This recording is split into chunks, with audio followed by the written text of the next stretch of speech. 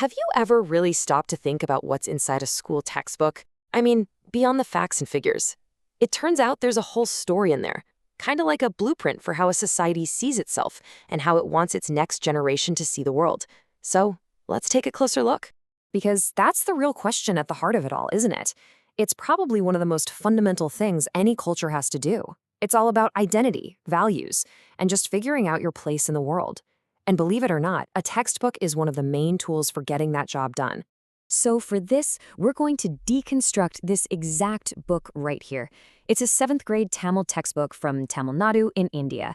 We're literally going to peel back its pages and see the hidden architecture inside, to really understand the world it's trying to build inside the mind of a 12-year-old. Okay, so our journey starts right at the beginning.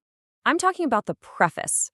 Before you even get to the first poem or the first lesson, the book tells us exactly what its mission is. And let me tell you, it's way more ambitious than just teaching a language. Just listen to how poetic this is. Right there in the preface, it says education is the beginning of a dream. This isn't about memorizing facts for a test. Right from the get-go, it's about building a foundation for a kid's entire future. This one line sets this incredibly aspirational tone for the whole project. And the official goals? They're just as big. They want to shift learning from just memorization over to actual creation. They want to foster a real deep pride in Tamil history and culture. Of course, they also want to make sure students are ready for the modern world, with science and technology. And this last one? This is a big one. They want to transform exams from something scary into moments that actually confirm the joy of learning. I mean, wow, this whole philosophy shapes every single page that follows. So, how does the book actually start building this identity?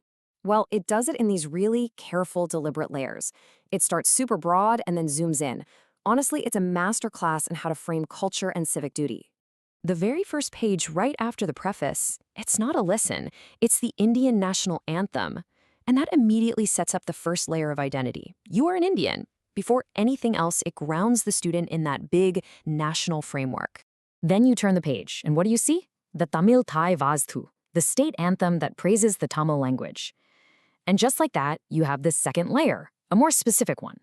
You're not just Indian, you are also Tamil. You're part of this unique, ancient linguistic heritage. And finally, the third layer, the national pledge. This is where it defines what it means to be a citizen. All Indians are my brothers and sisters. See how it moves from the big idea of nation and state right down to personal responsibility? In just 3 pages, before a single real lesson, this book has already defined the student as a member of a nation, a state, and a unified citizenry. It's incredibly efficient. Okay, so with that foundation all set up, the book finally dives into its main subject, the Tamil language. But here's the thing, it doesn't just teach you grammar and vocabulary. No, it teaches reverence for the language. It presents it like it's a living, breathing thing with a soul. This line from one of the very first poems, Engal Tamil, which means our Tamil, just captures it perfectly. The language isn't just a tool you use to talk. It's a source of morality, of courage, of sweetness. It's described as a honeyed tongue. That's beautiful.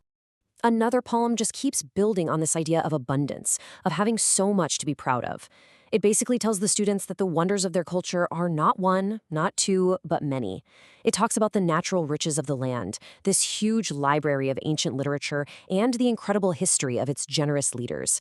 It builds this feeling of overwhelming cultural wealth. The book also gets into the nitty-gritty of the language's structure. It explains this really clear difference between spoken Tamil, which it calls the lifeblood, emotional and for everyday use, and written Tamil, which is more formal, more structured, and designed to last for centuries. And this whole phenomenon, having 2 distinct forms of a language, actually has a linguistic term. It's called diglossia. It's a really key feature of Tamil, and these students learn from a young age that they are basically custodians of both, this immediate lifeblood and its formal, timeless counterpart. But the textbook doesn't just stop at language. It actually weaves these lessons of culture and identity directly into the physical landscape of Tamil Nadu. Its forests, its animals, its history, it's all connected. I mean, the poetry about the land is just stunning.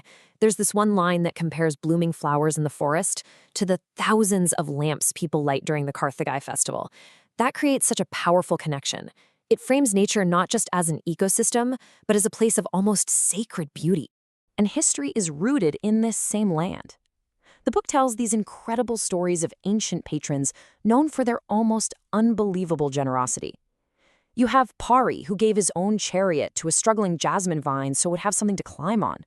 And then there's Kumanon, who was willing to offer his own head to a poet who needed the bounty money. These aren't just fairy tales. They're moral lessons tied to real historical figures from the region. And that connection to nature gets really specific. Students learn that elephant herds are actually led by a female. They learn that a bear's favorite food is termites. And they learn that the presence of a single tiger is the ultimate sign of a healthy forest. This is ecology, but it's taught with a real sense of local wonder and pride. So, what does this all add up to?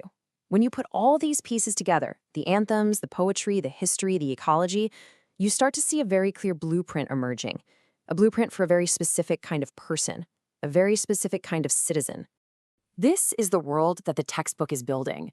It's a world where a child feels this immense pride in their language, a world where they feel a deep bond with their local environment, where they understand their own identity as this nested set of loyalties to their nation, to their state, and to their fellow citizens. It's a world where values like generosity aren't just abstract ideas, but historical truths you can point to.